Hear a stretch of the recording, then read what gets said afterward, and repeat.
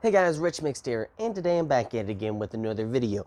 But if you couldn't tell by the title of this video, this is not my typical video. Obviously, I mean, I'm no stranger to One Piece content. In fact, I have a One Piece related video coming out at some point in the future, along with all the other stuff that's in my to-do list that I need to get done, but that's besides the point. I decided, you know what, I'm going to get into the grind of trying to put out reviews for the series that is frankly my favorite thing ever, period. In the story, I mean, look at the shirt my wife got me. It's Nami's original bounty, so that's very nice. She got it for me for Father's Day, so yeah, I love this shirt. It's great. But yeah, where to begin? And spoiler warning, by the way, if you for whatever reason have not read the latest chapter of the manga, but this is a chapter review. This is my honest opinions of it. And let me just say this right now, right out of the gate. I love this chapter. I love this chapter. Okay, it wasn't a rooftop chapter, but it was still a fantastic chapter nonetheless, in my honest to God opinion. And as to why, well, there's a lot to really unpack. So we're going to start with the first big thing that happened, and that is Tama's big announcement to everyone, all the the gifters, everyone who had ate the dongos, all became members of the Allies forces. They all joined the Allied forces and changed sides because of her announcement. And the build up to this I thought was fantastic.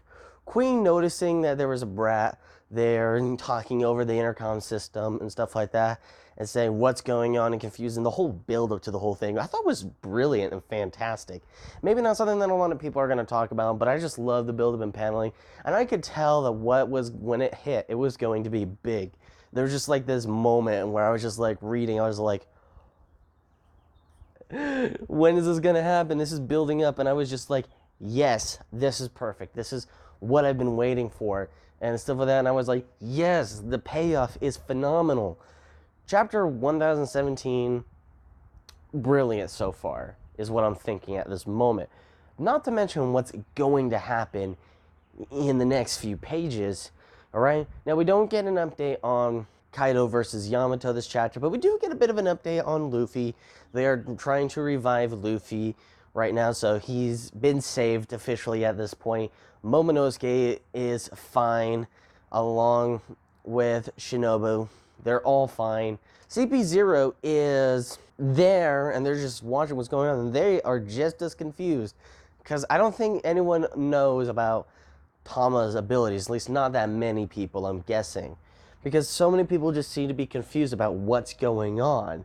That or they know about Tama's ability, but they don't know her voice, so they didn't recognize it was her saying that, or I don't know. I think Tama, if I remember correctly, I think Tama might have actually said her name or something beforehand.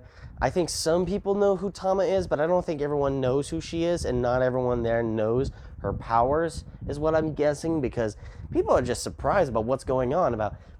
It's just gone to utter chaos all over Onigashima, because pretty much now it's become a more even fight.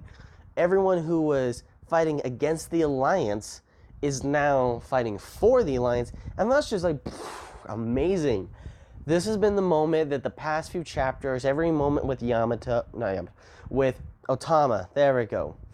Sorry guys, I'm a failure, I'm a disgrace. Dislike this video now if you think I'm a disgrace. The orders given out, and everything goes crazy.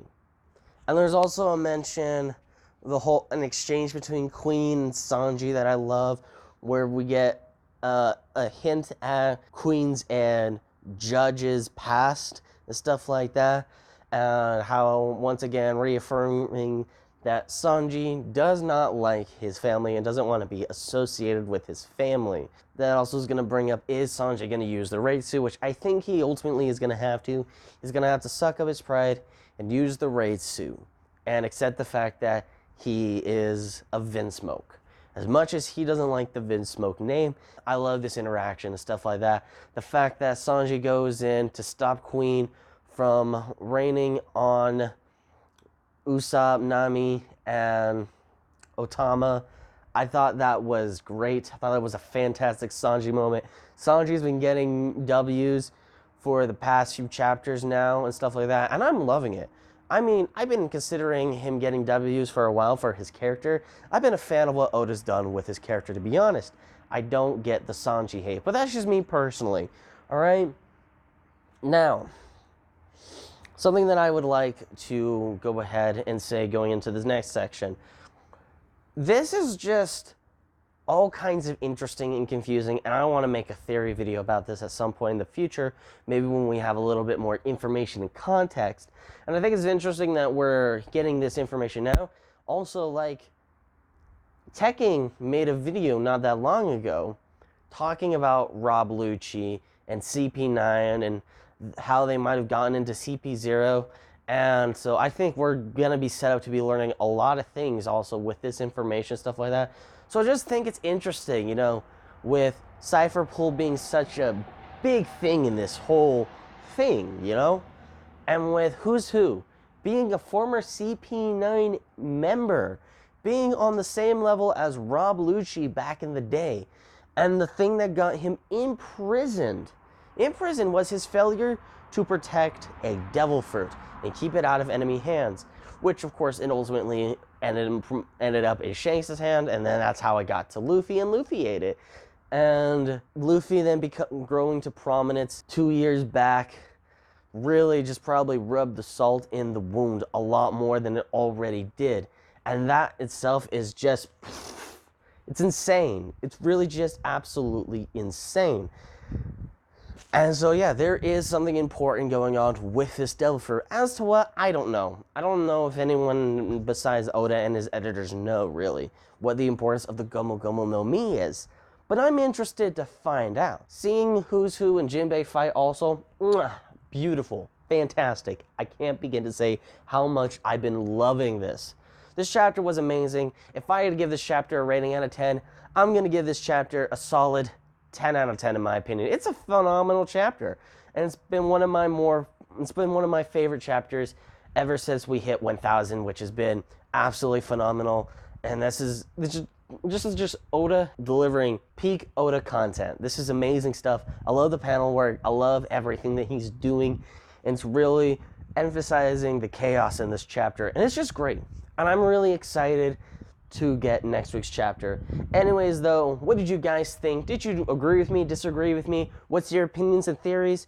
And if you guys like this, why don't go check out some other videos? Maybe subscribe. It's free. It doesn't cost anything. And the majority of my viewers, as it stands, aren't subscribed. So why don't you just subscribe already, you know? It'd be really cool and be nice. I'm trying to get to 100 subs, guys. So anyways, thank you all so much for watching.